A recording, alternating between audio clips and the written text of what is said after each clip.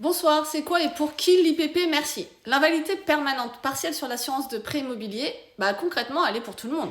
À partir du moment où tu peux obtenir cette garantie-là, évidemment, si je suis déjà moi-même avec un taux d'invalidité partielle qui peut être, je sais pas moi, de 35% vis-à-vis de ma profession, qui m'empêche pas de travailler forcément, hein, il peut y avoir un aménagement de poste, eh bien là, ça va être difficile d'obtenir cette garantie. Par contre, sur tous les autres, à partir du moment où vous pouvez obtenir cette garantie, il faut la demander.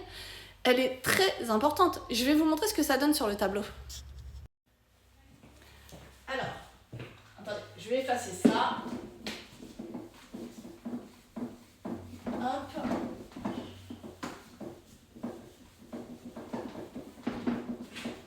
Rapidement. Voilà. Alors, on reprend. L'IPP, donc invalidité permanente partielle. Donc le I, c'est invalidité. Le P, c'est permanente. Donc c'est vraiment, c'est permanent. Voilà. Mais c'est partiel. Faut que je mette le quand même. Donc, quand vous avez vos contrats, vous êtes très nombreux à ne pas avoir ça. Ça, pour tous ceux qui peuvent l'obtenir, vous la demandez maintenant. Pourquoi? Parce que celle-ci, elle commence à 33%. Si on reprend mon exemple d'il y a quelques jours, je vous disais que l'expert était passé et l'expert avait évalué 100% en professionnel. Donc la personne ne pouvait plus du tout faire sa profession, c'est vraiment 100% d'incapacité professionnelle qui donne l'invalidité et 50% pour le fonctionnel. Le souci, c'est que ça, sur un tableau croisé, ça donne 64% d'invalidité. Ça veut dire que pour ceux d'entre vous où vous avez l'IPT seulement, celle-ci, elle commence à 66%. Et donc, vous voyez bien que ça ne marchera pas.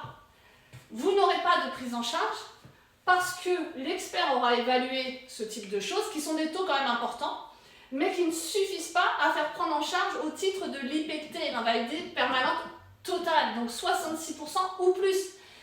Et donc, si par chance, vous avez eu un bon conseil, vous avez effectivement écouté et que vous avez pris l'invalidité permanente partielle, l'avantage, c'est que cette IPP, elle commence à 33%. Ça veut dire que là, il n'y a plus de souci, puisque vous êtes au-dessus des 33%. L'avantage, c'est que ensuite, cette garantie, elle va pouvoir vous accompagner, puisque vous êtes en invalidité permanente. Partielle, certes, et c'est pour ça que partielle, c'est de 33%. En fait, ça va de 33 jusqu'à 66. D'accord? L'avantage, c'est que quand tu rentres dans cette case-là, tu as quand même une indemnisation. Alors après, attention, les indemnisations, j'en ai parlé aussi, il faut faire attention aux formules. Mais ça, encore une fois, faites-vous accompagner. Vous pouvez m'appeler à partir du moment où vous ne voyez pas ça sur votre certificat d'adhésion ou dans vos garanties simplement parce qu'à la fin de la FSI, ça dit bien que vous n'avez pas voulu de cette garantie-là, que vous l'ayez demandé ou pas. Eh bien, il faut changer le contrat. Donc vraiment, contactez-moi. Le numéro du bureau, c'est le 07 71 65 24 52. On change vos contrats, on rajoute les clauses qui vous manquent. Et surtout, ça permettra aussi de vérifier les autres garanties. D'accord? Mais voilà, l'IPP, c'est pour tout le monde. Vraiment, là, c'est pour tout le monde. Tous ceux qui peuvent l'obtenir, faites-le. D'accord? Et comment ça fonctionne? Ça fonctionne plus vite. Et même si là, l'expert évaluait moins ici et la même chose, par exemple, vous seriez peut-être à 34%. 34%, ça suffit aussi. Donc, vous voyez? Donc, c'est vraiment important. Il faut changer vos contrats quand vous n'avez pas les bonnes garanties. Laissez-vous accompagner.